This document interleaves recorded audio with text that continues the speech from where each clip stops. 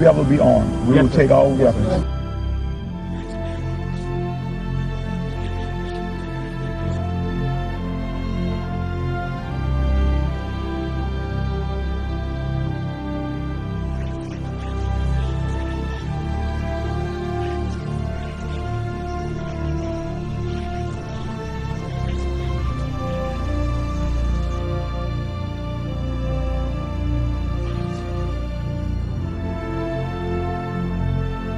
Every service member has an obligation, not just that they can refuse a legal order or an unlawful order. They have an obligation to. They have to. And so they have to make a decision for themselves where that line is.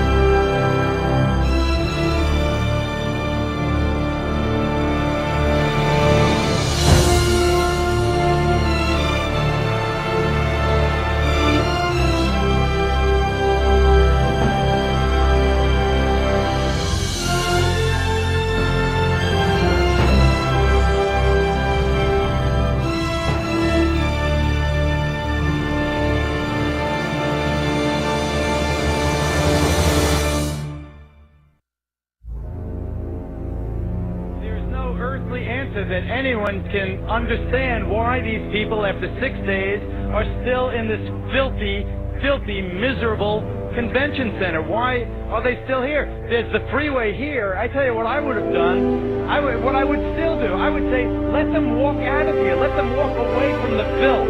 Let them walk away from the devastation. Let them walk away from the dead bodies in here. Let them walk out of there because I'm standing right above that convention center. And what they've done is they've locked them in there. The government said, you go here and you'll get help. Or you go in that Superdome and you'll get help. And they didn't get help. They got locked in there and they watched people being killed around them. And they watched people starving. And they watched elderly people not get any medicine. And now they know it's happening because we've been telling them repeatedly over and over every day. And you know what they're doing now? And I'm not blaming anyone. I'm telling you what's happening. They have set up a checkpoint at the bottom of this bridge. This is the bridge that takes you from New Orleans over into Gretna, from Orleans Parish into Jefferson's Parish. It's the only way out. It's the connection to the rest of the world. And they've set up a checkpoint, and anyone who walks up out of that city now is turned around. You are not allowed to go to Gretna, Louisiana from New Orleans, Louisiana. Over there, there's hope. Over there, there's electricity. Over there, there's food and water. But you cannot go from there to there. I think the government will not allow you to do it. It's a fact. I don't know, man. Let them walk out of here. Let them walk the hell out of here. Let them get on that interstate and walk out. We had Walmart deliver 3 trucks of water, trailer trucks of water. FEMA turned them back. They said we didn't need them. This was a week ago. FEMA, we had 1,000 gallons of diesel fuel on a Coast Guard vessel docked in my parish. The Coast Guard said, come get the fuel right away. When we got there with our trucks, they got a word. FEMA says, don't give you the fuel. Yesterday, FEMA comes in and cuts all of our emergency communication lines. They cut them without notice.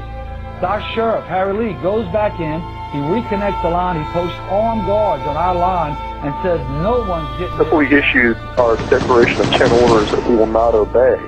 And what those are designed to do is to get the troops thinking ahead of time about where the line in the sand is in advance. And that's what we're hearing in feedback from people in National Guard units is that in Katrina, that's kind of what happened, is the police and the military there, the National Guardsmen, were caught off guard and really hadn't thought about it in advance. Walking up and down these streets, you don't want to think about the stuff that you're going to have to do. Somebody pops around the corner. Let me shoot an American.